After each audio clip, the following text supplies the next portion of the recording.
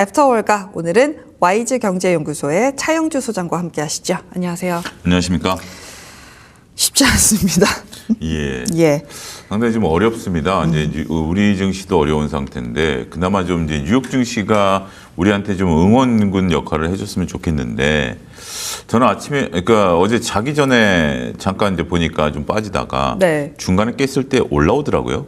그래서 야 역시 이제 뉴욕 증시도 바닥을 찍어가는 거 아닌가 하고 잠깐 잠들었는데 이게 가장 나쁜 게 뭐냐면 그러니까 이제 중간에 말아 올렸다라는 것의 의미보다는 장 막판까지 시장이 밀렸다라는 거죠. 네. 이게 가장 최악의 경우입니다. 그러니까 이제 최악이다라는 것보다는 이게 나쁜 경우죠. 네. 나쁜 경우죠. 이제 우리가 장중엔 빠졌다 하더라도 장 끝날 때 조금이라도 이렇게 좀 돌려야 되는데 조금이라도 돌려야 되는데 조금 더 돌리지 못했다라는 점이 상당히 좀 조심스러운 상황이 아니겠나.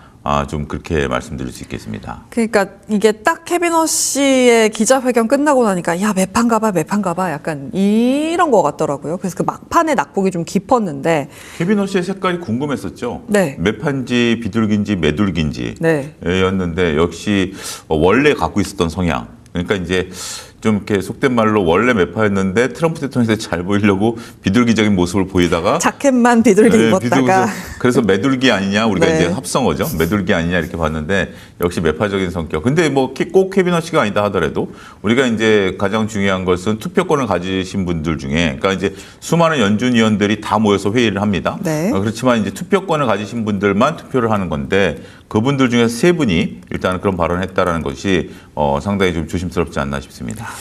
그래서 이 9대3 요 지점을 좀 보고 싶어요. 네. 이게 뭐 2016년 이후에 처음이라고 하더라고요. 생각보다 좀 매파적으로 보는 것 같다. 그렇죠. 근데 이제 우리가 어젠가 그저께 좀 희망 섞인 얘기가 좀 나왔죠.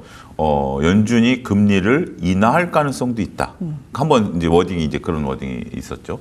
그러면서 이제 혹시라도, 그러니까 이제 원래 이제 9월 달에 이제 연준이 금리를 올릴 것으로 지금 보고 있었습니다만 지금 이제 유가가 떨어지면서 전체적으로 봤을 때 혹시라도 금리를 내리지 않을까. 이게 사람이 기대감을 준 게 상당히 좀 그렇죠. 그쵸. 혹시라도 이제 그런 건데 그런 것들까지 있으면서 더 충격을 받았던 것 같아요. 차라리 연준이 이번에는 뭐 동결하고 9월 달에 금리 올릴 거야라는 스탠스로 갔었다라면 차라리 낫겠죠. 그쵸. 근데 이제 사람이 조금 뭐라도 우리가 좀 좋은 일이 생기지 않을까라고 기대감이 생겼다가 그게 꺾이다 보니까 이렇게 조심스러운 행보를 나타낼 수밖에 없는 것이 아니겠나 싶습니다. 어떻게 보면 지금 시장에 있어서는 뭐 뉴욕 시장 같은 경우는 상방과 하방 다 그 배팅하시는 분들이 상당히 많은데 하방에 배팅하고자 하는 분들에게는 호재성 재료였었죠. 네. 반대로 생각하면 그런 것들이 시장을 밀어내는데 중요한 역할을 하지 않았는가 그렇게 말씀드리겠습니다. 그래서 지금 미국 국채 금리가 움직이기 시작합니다. 30년물 기준으로는 5.2 돌파했고요. 2007년 이후에 지금 19년 만에 가장 높은 수준이라고 합니다.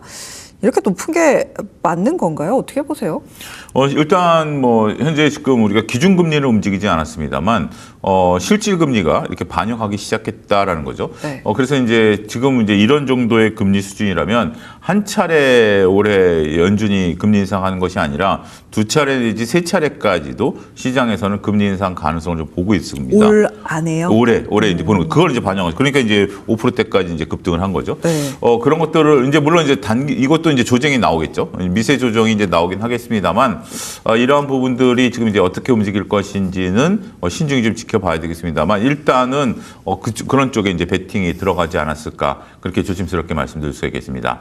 금리가 올라간다라는 것은 지금 이제 우리가 상당히 조심스럽게 봐야 되는 것인데 빅테크 기업들이 지금 차입을 하잖아요. 그쵸. 차입 금리가 올라간다라는 측면에서는 상당히 조금 어려운 부분들이고 더군다나 이제 금리가 이렇게 지금 이제 5%대까지 올라갔다라는 것은 단순하게 이번에 금리를 9월 달에 올린다라는 것뿐만이 아니라 그다음에 지금 유가가 급등했잖아요. 네. 유가가 급등하면 어떤 일이 벌어지죠? 인플레이션이 올라가죠. 인플레이션이 올라가면 결국 연준이 목표로 하는 2%보다는 인플레이션이 올라가면 또 금리 인상 요소가 되는 거죠. 이게 맞물린 것 같아요. 그러니까 이제 연준위원들이 이렇게 생각하는 것들도 뭐 그런 것들을 포함하긴 하겠습니다만 단순하게 봤을 때 연준 위원들이 지금 현재 물가 수준이 쉽게 잡히지 않을 것이다라고 본 거고, 유가가 떨어진다라면 그 생각을 좀 바꿀 수 있긴 하겠습니다만, 유가가 다시 올라가게 된다라면 결국 여전히 인플레이션을 못 잡는구나. 그러면 금리를 어떻게 해야 된다? 이게 참 아이러니입니다. 공급발 인플레이션임에도 불구하고 수치만 보니까, 그렇죠. 그 수치 이면에 이게 무슨 이유냐라고 보면 연준 위원들은 그걸 안 봅니다. 왜 안 볼까요? 라는 건데, 그렇게 보기 시작하면 이게 답이 없습니다. 저도 이제 방법이 없는 방법이 없는 거죠. 저도 이제 그 대학에서 이제 경제학을 전공했는데, 경제학 전공할 때 교수님이 항상 하는 게 있어요. 이게 고정이다라고 생각하는 거예요.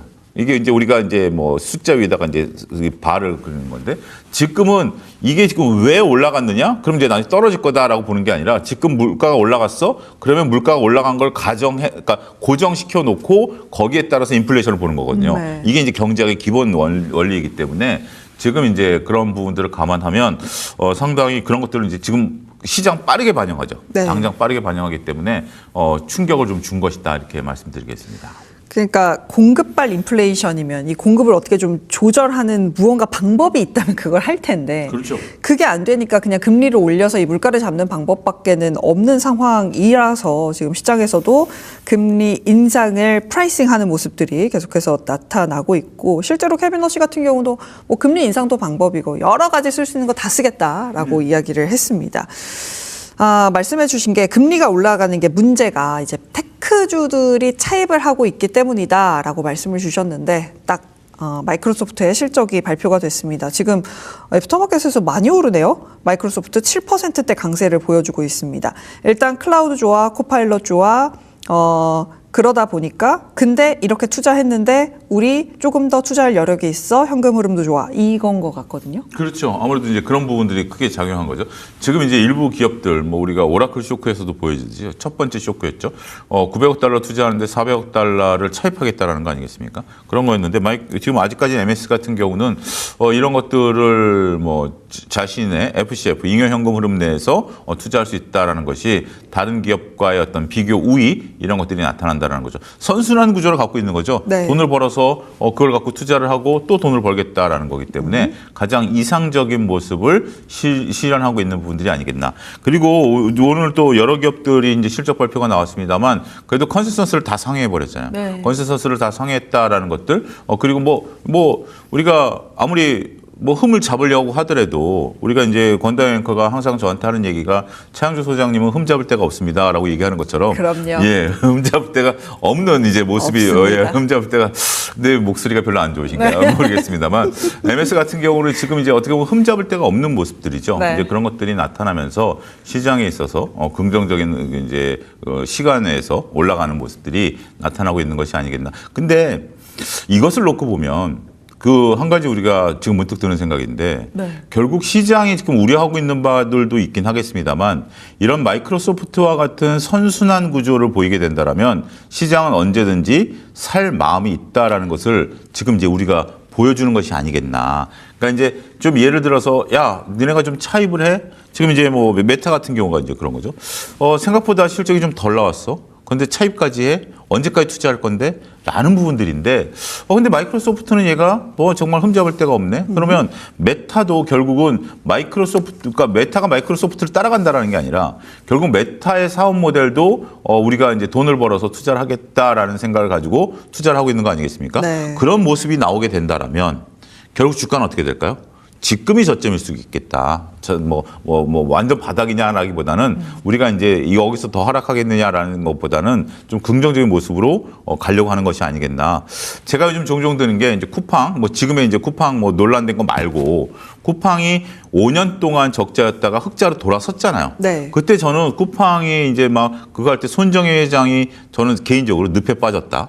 그다음에 하버드 대학이 기금을 투자한 것도 잘못된 판단이었다라고 생각했습니다만, 결국 흑자 전환했잖아요. 물론 네. 그 다음의 문제는 이제 또 그 다음 문제지만, 흑자 전환함으로써 그들이 결국은 인내심을 가지고 투자한 것에 대한 결과물을 얻었다라는 것들이죠. 어찌 됐든 메타가 됐든 마이크로소프트가 됐든 여러 기업들이 이렇게 투자를 한다라는 것에 대해서는 우리가 이제 그 미래를 보는 것이기 때문에, 저는 너무 그렇게 부정적으로 볼 필요는 없지 않을까, 조심스럽게 말씀드리고 싶습니다.